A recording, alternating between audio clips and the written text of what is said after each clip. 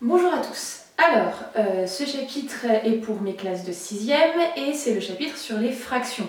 Donc il est dans la continuité du chapitre sur les divisions euclidiennes et décimales qu'on a vu juste avant. Donc pour commencer, on va voir ce qu'est un quotient.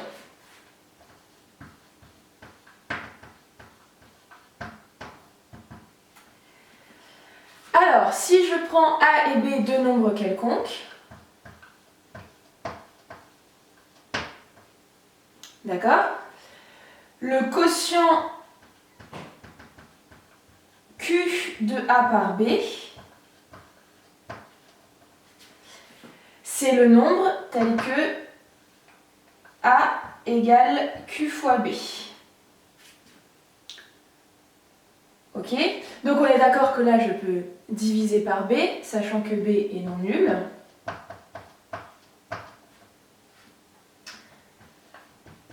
Donc le quotient de A par B, c'est tout simplement A sur B. D'accord? Et là, vocabulaire très important. A, on appelle ça le numérateur.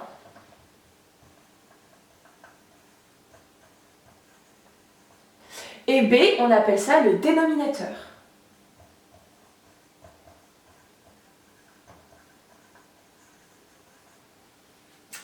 Voilà. Donc, le cas d'un quotient. Un quotient, c'est un nombre sur un autre nombre. En haut, on appelle ça le numérateur. En bas, on appelle ça le dénominateur. Et ces nombres ne sont pas forcément des entiers. Ils peuvent aussi être des nombres décimaux. D'accord? Donc, un exemple de quotient.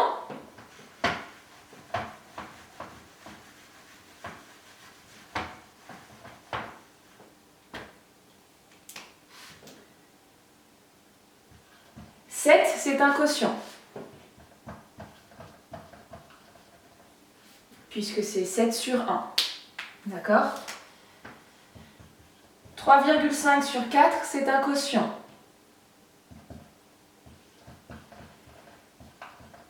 « 2,7 sur 4,2, c'est aussi un quotient. Etc. D'accord? Donc, maintenant qu'on a vu les quotients, on va pouvoir le cas particulier, on va pouvoir voir le cas particulier des fractions. Alors, je vais vous laisser ça. Le cas d'une fraction.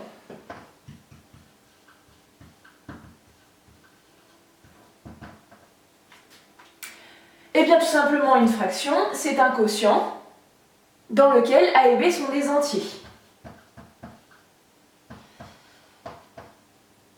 Alors, vous ne connaissez pas encore ces signes-là. Donc, si A et B sont des entiers, d'accord? Alors, le quotient de A par B est une fraction. Et on appelle toujours le haut le numérateur et le bas le dénominateur, puisque une fraction est un quotient, d'accord? C'est un quotient où il n'y a que des entiers. Alors, comment se lit une fraction? Alors, très souvent, le numérateur, on le lit tel quel, et le dénominateur, on va le lire comme demi, tiers, quart, etc. D'accord? Donc, ça c'est plutôt une remarque. 7 demi, ça se lit... Enfin oui, donc 7 sur 2, ça se lit 7 demi. Ça, on le lirait 5 quarts. D'accord? Si là je mets un 12, on lirait 7 douzièmes. D'accord? 11e, 12e, 13e, après c'est des yèmes. Ok, c'est comme les centièmes, les dixièmes, en fait, vous aviez déjà vu ça. C'était des divisions par 10, c'était des fractions où le dénominateur valait 10 ou 100, c'était des dixièmes, des centièmes. Voilà, c'est des douzièmes, des quatorzièmes, des vingtièmes, etc. Ok, donc ça, c'est pour les appellations. Et maintenant, On va voir un petit exemple où je vais mélanger des nombres décimaux, des fractions, des quotients, et on va essayer de tirer ça au clair. Alors,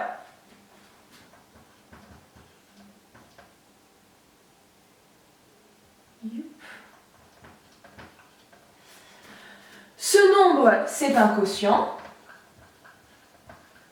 Ce n'est pas une fraction, puisque 7,5 n'est pas un entier. Par contre, comme ça vaut 2,5, c'est aussi un nombre décimal.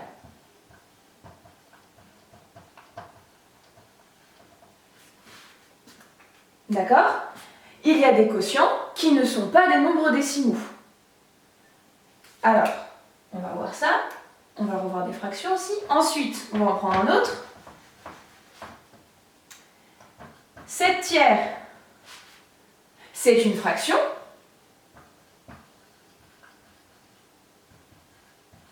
D'accord? J'ai un entier 7 divisé par un autre entier 3. Ok? Par contre, ce n'est pas un nombre décimal. Hein? Si on fait le calcul,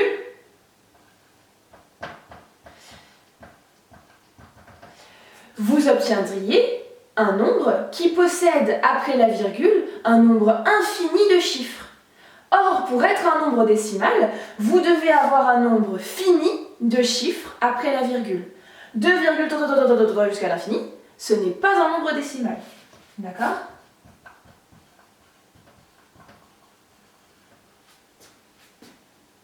Ok. Ensuite, un nombre qui est à la fois une fraction et un nombre décimal, par exemple, 7 demi, puisque 7 demi, ça vaut 3,5. Et enfin, je vais vous montrer un quotient qui n'est pas un nombre décimal.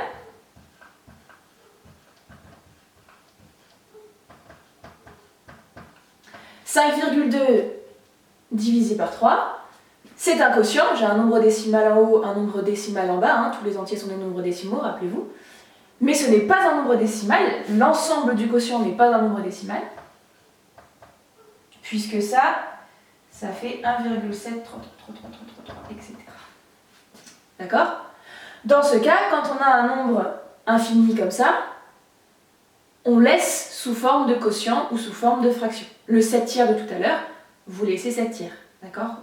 Soit vous approximez, mais plus généralement, maintenant, comme vous êtes grand, on va vous demander de travailler directement avec la fraction. Ok? Voilà. Ensuite,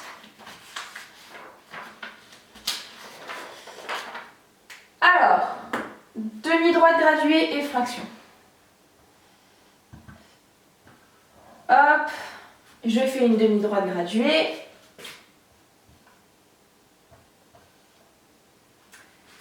Alors, si je découpe chaque unité en 3 parts égales, en réalité, ici, là c'est 0. Hein.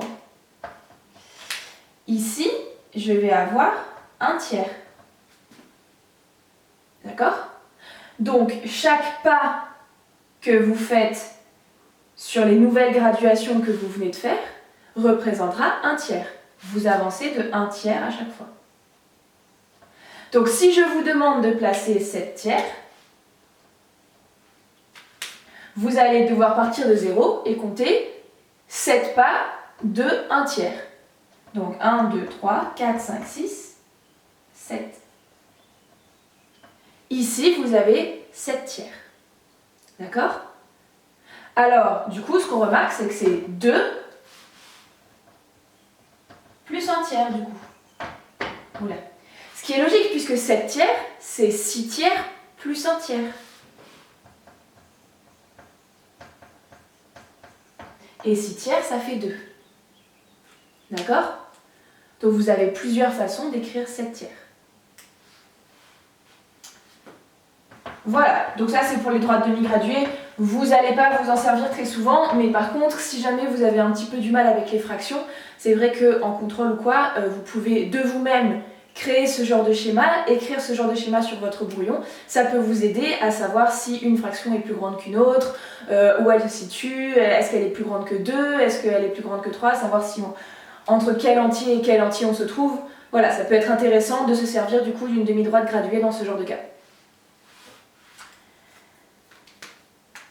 Alors, ensuite, une propriété très importante à savoir sur les fractions, c'est que quand on multiplie le haut et le bas par le même nombre, vous ne changez pas la fraction.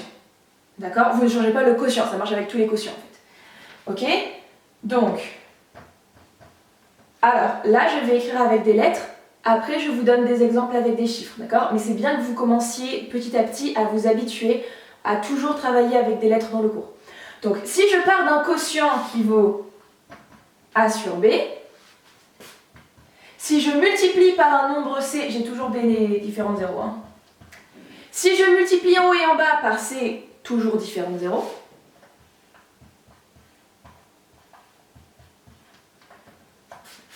J'ai écrit un égal, je suis toujours le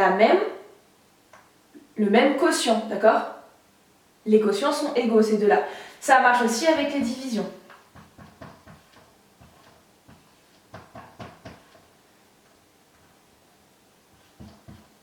C'est aussi différents zéros. D'accord? Si vous divisez en haut par 2 et que vous divisez en 2 et que vous... Oh là là, on l'a refait. Si vous divisez en haut par 2 et que vous divisez en bas par 2, alors vous ne changerez pas le quotient non plus. D'accord? Alors, on va mettre des exemples.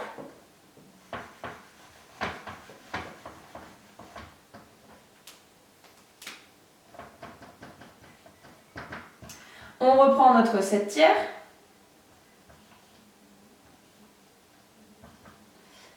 D'accord? Donc, je peux multiplier en haut par 2 et en bas par 2. N'oubliez jamais de le faire dans un des côtés. D'accord? Si vous oubliez de le faire en haut, vous avez faux. Si vous oubliez de le faire en bas, vous avez faux aussi. Il faut vraiment que vous multipliez par le même nombre en haut et en bas. Donc là, je multiplie en haut et en bas par 2. 7 tiers, ça vaut aussi 14 sixièmes.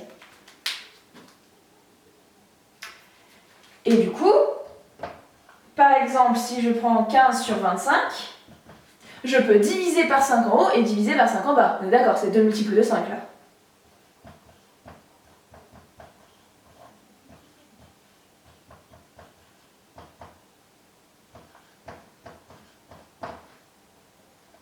J'ai le droit d'écrire du coup que 15 25e, c'est aussi 3 cinquièmes. Bon, là j'ai pris le cas de fraction et pas de quotient avec des nombres décimaux parce que c'est plus simple, mais vous voyez le principe. Et là, la dernière partie, ça devrait vous dire quelque chose. Parce qu'en réalité, ce qu'on vient de faire, c'est une simplification.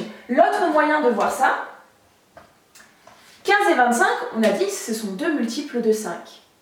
Ah, bah écrivons quel multiple de 5 c'est alors. 15, comme multiple de 5, c'est 5 fois 3. 25, comme multiple de 5, c'est 5 fois 5. J'ai un 5 en haut, j'ai un 5 en bas. Regardez, si on part de là et qu'on fait le retour, puisqu'on a le droit, hein, c'est que des égalités, donc vous avez le droit de lire dans les deux sens, on est d'accord que là, les deux, en réalité, je les ai enlevés. On va faire pareil ici. J'ai un 5 en haut, un 5 en bas. Je peux les simplifier. Il reste 3 sur 5. C'est ce qu'on a trouvé là. D'accord? C'est deux façons de voir les choses. Soit vous divisez par 5 en haut et en bas, soit vous simplifiez par 5. D'accord? Et c'est ce qu'on va voir après. Là, on va parler de simplification, justement. Quelle belle transition. Alors, la simplification.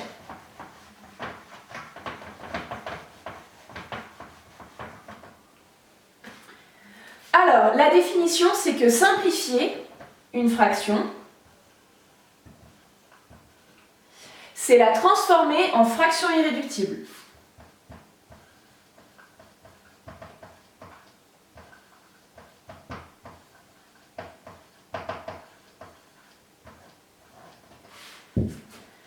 Alors, qu'est-ce que c'est une fraction irréductible?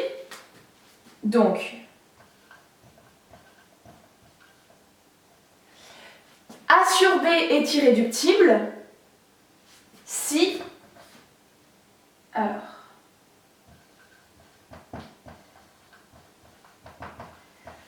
A sur B est irréductible lorsque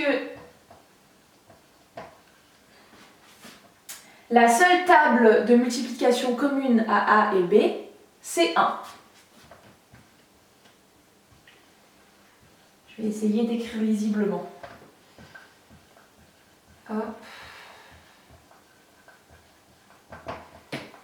De multiplication commune à A et B et 1. D'accord? Donc en gros, la seule chose que vous pouvez écrire c'est A fois 1 et B fois 1, mais vous ne pouvez pas trouver de table commune plus grande que 1 entre A et B. Dans ce cas, vous aurez une fraction irréductible. Par exemple, 7 tiers était une fraction irréductible. D'accord? Il n'y a pas de table commune dans les nombres 7 et 3, à part la table de 1. 3 cinquièmes qu'on avait trouvé juste avant, c'est aussi une fraction irréductible. Alors, comment on fait? Donc, on va refaire ce qu'on a fait tout à l'heure, mais je vous donne un nouvel exemple.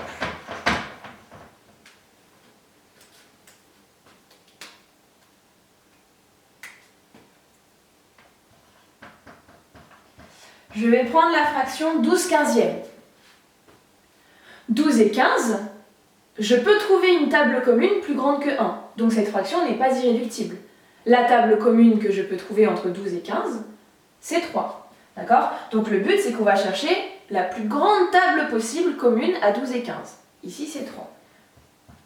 J'écris 12 dans la table de 3, je décompose, on dit. Je décompose 12 dans la table de 3 et je décompose 15 dans la table de 3.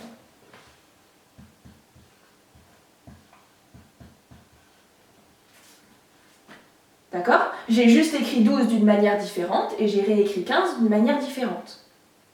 Je regarde ce que j'ai écrit en haut, je regarde ce que j'ai écrit en bas et j'essaye d'identifier des nombres identiques. Bah oui, j'ai un trou en haut, un trou en bas. Je peux les simplifier, d'où le nom simplification. J'écris les nombres restants. 4 et 5 ne partagent pas de table commune différente de 1. La fraction est irréductible. J'ai fini. Vous avez simplifié la fraction 12 quinzièmes. D'accord? On va voir encore quelques petites propriétés qui vont vous aider. Des exemples et une dernière petite partie. Alors, propriété. Attention, on revient avec des lettres. Alors, si je multiplie un quotient par un nombre, je multiplie le haut seulement. C'est logique parce qu'en fait, C, c'est comme si j'écrivais C sur 1. D'accord? Et B fois 1, ça fait bien B. Ensuite, si je multiplie deux quotients entre eux, je multiplie le haut avec le haut et le bas avec le bas.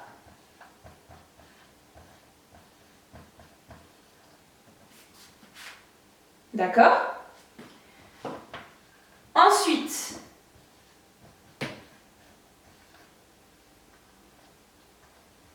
je prends A non nul aussi. Dans ce cas, d'accord, vous avez le droit de simplifier les A. Ben oui, on multiplie le haut ensemble et on multiplie le bas ensemble. Dans le haut, j'ai un A. Dans le bas, j'ai un A.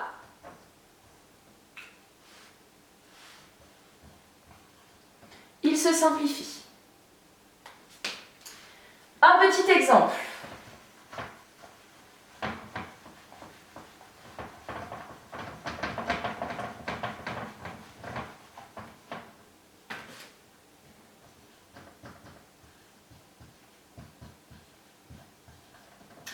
Alors, Alors, avant même de faire quoi que ce soit, je remarque que j'ai un 3 en haut et un 3 en bas, et c'est une multiplication. Vous n'avez le droit de le faire que si ce sont des multiplications, attention. Hein. Je peux simplifier ces 3-là. Il va me rester 2 sur 4. 2 quarts. Ah, mais cette fraction n'est pas irréductible, je peux encore simplifier. J'écris ce que ça vaut, 2 et 4, dans leur table commune. Leur table commune, c'est 2.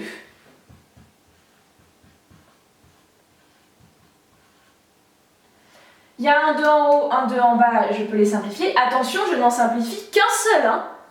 Là, le deuxième 2, vous lui foutez la paix, d'accord? Parce que en haut, j'en ai qu'un seul de 2. Donc, comme je les supprime un par un, là, je peux supprimer qu'un seul 2 en bas. D'accord? Je ne m'amuse pas à supprimer tous les 2 que je vois. Très bien. Ensuite, je réécris ce qui reste. 1 demi. Ça, c'est la fraction irréductible. Voilà. Hop. Un dernier petit exemple.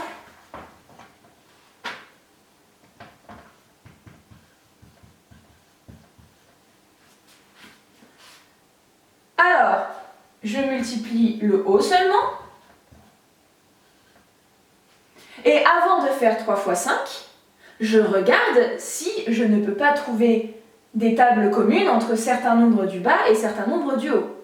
Bah si, 3 et 6, ils sont clairement dans la même table. Ils sont dans la table de 3. J'écris 6 dans la table de 3. J'ai un 3 en haut, j'ai un 3 en bas. Là, j'ai juste transformé 6 en 3 fois 2. Hein. Le haut, j'y touche pas, je change rien. Parce que j'ai remarqué qu'il y a un 3 qui se cachait dans le 6 et que je vais pouvoir le simplifier. J'ai un 3 en haut, j'ai un 3 en bas, je simplifie. Ma fraction irréductible, c'est 5 demi. Le dernier point qu'on va voir dans ce chapitre, c'est quand on vous dit prendre une fraction de quelque chose.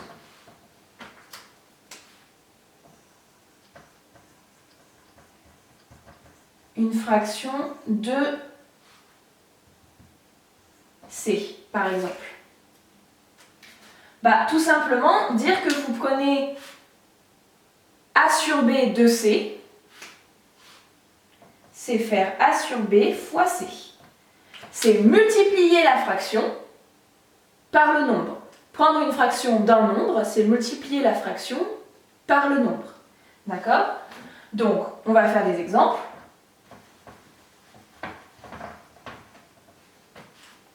Si je vous dis de prendre 3/5 de 20 kg, vous devez faire 3/5 fois 20. D'accord? Ce qui fait 3 fois 20 sur 5. Attention, 20, j'écris ce que c'est dans la table de 5. Je vois qu'il y a un 5 caché. C'est 5 fois 4. 5 en bas, je le réécris. Les 5 se simplifient. 3 fois 4, 12. En bas, j'ai tout barré. Ça ne veut pas dire qu'il reste rien. Hein. Ça veut dire qu'il reste 1. D'accord? Le premier nombre que vous faites dans une table, c'est 1. 5 fois 1, 5 fois 2, d'accord? Donc là, en fait, c'est comme si j'avais écrit 1 fois 1 et 12 sur 1, bon, ben, ça fait 12. D'accord? En général, sur 1, on ne l'écrit pas. Puisque divisé par 1, ça ne change rien. Multiplié par 1, ça ne change rien. Ok? Hop! Et un dernier petit exemple. Si je vous dis 2 tiers de 100, vous faites 2 tiers fois 100. Là, il n'y a pas de table commune. D'accord? Donc, vous devez faire 2 fois 100 en haut. 3. Ça fait 200 tiers. Et vous vous arrêtez là. Voilà. Donc là, on a vu absolument tout sur les fractions. Si jamais vous avez des questions, vous pouvez me les poser en commentaire. Et sinon, comme d'habitude, vous pouvez m'envoyer des mails. Donc on se revoit pour le prochain chapitre.